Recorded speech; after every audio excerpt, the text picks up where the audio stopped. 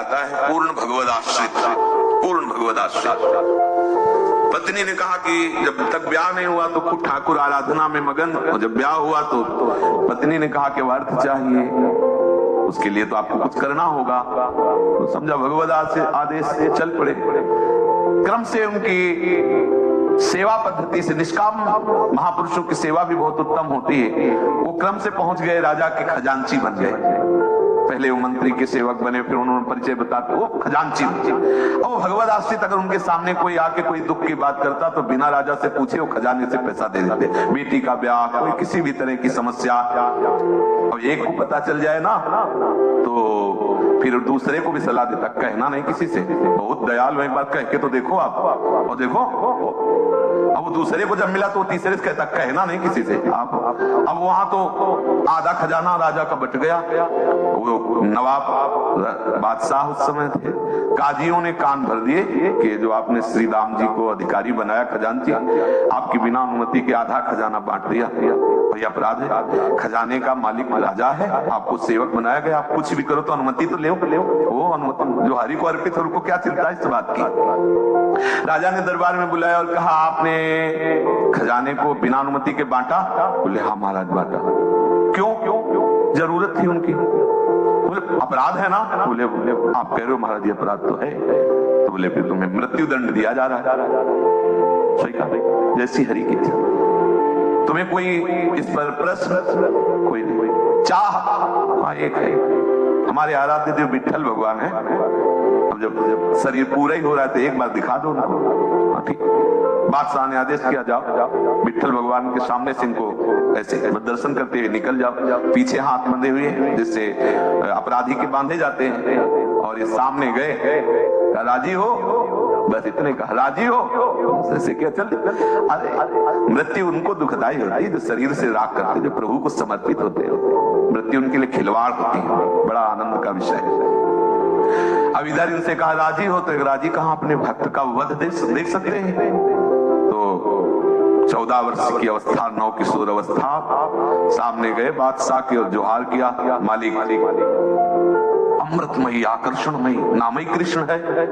आकर्षण का मूर्तिमान स्वरूप, वो नेत्र चला के बात करना, वो जोहार करना, बादशाह तो बिक गया।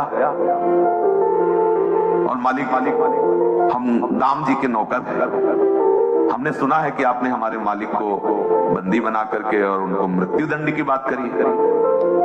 तो ऐसे पीताम्बर से किया तो दिव्य रत्न, दिव्य जवाहर, बोल देख लो तुम्हारे खजाने में अगर एक भी जवाहर की कीमत हो, हीरा जवाहरत की, तो देख लो, ये सब रख लो, हमारे स्वामी को छोड़ दो। बावरा था कि श्रीदाम तो हमारे यहाँ सेवक थे, उनके ऐसे सेवक है। क्या नाम तुम्हारा? तो बोले बिट्ठू नाम है हमारा। बिट्ठू, बिट्ठला बिट्ठला बिट्ठा, तो बिट्ठू नाम है हमारा। और सुनो, ये बाद में उठवाना, पहले हुक्म करो तो तत्काल श्रीदाम को बंधन मुक्त किया जाएगा। जी, तत्काल आदेश हो गया।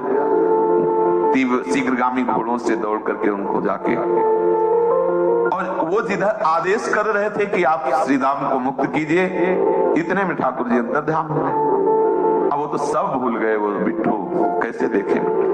वो बस उनकी वो मृदुल वाणी, उनकी वो नेत्रों की नर्तन वृत्ति, हृदय जैसे ही श्री राम जी को सामने पेश किया गया, प्रणाम करके मुद्रा में और बोले एक बार मुझे जीवन दान दो। श्री राम जी ने कहा कि जीवन दान तो आपने दिया, बोले अब उस धर्म बात मत करो, मैं जी नहीं सकता, एक बार दिखा दो अपने उस नौकर को। अरे प्रभु हम तो आपके नौकर हैं, हमारा नौकर कौन? बोले नहीं, वो अपना बिट्ठू नाम बता रहा था जी, तो बस वो तो डूब गए, आंसुओं की धार चलने लगी। उनका ऐसा बोला? बोले हाँ, बोल के गए कि हमारा नाम बिट्ठू है और हम श्री राम के नौकर हैं। फिर जब बादशाह ने पूछा आप रो क्यों रहे, तो उन्होंने कहा वो जगत के स्वामी प्रभु विठ्ठल भगवान है, वो प्यार के कारण ऐसी लीला कर रहे हैं, आके ऐसा बोले, वो हमारे स्वामी है, हमारे जीवन धन। बादशाह ने कहा आज से आप हमारी सेवा से, हम सदैव आपके दर्शन करने आया करेंगे, आपकी सेवा में आश्रय। क्या परवाह, ये जीवन प्रभु आपको दिया, जैसा चाहो वैसा व्यवहार करो, जैसे चाहो वैसे, आप हमारे सर्वस्व हो, आपका जैसा मन हो। ये बहुत आनंद का विषय। आप ये कहानी मत मानना, ये कहानियां सुना रहे हैं, कहानियां नहीं।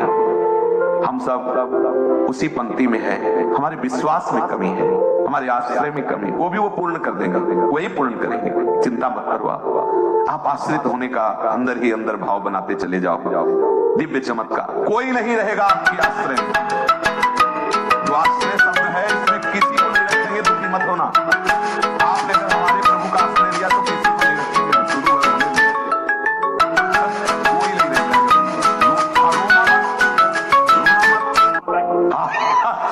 क्योंकि ये शुरू हो जाएगा फिर आपका कि वो अब वो भी हमसे मुंह फेर रहे हैं। देखो वो किसी की मान लेना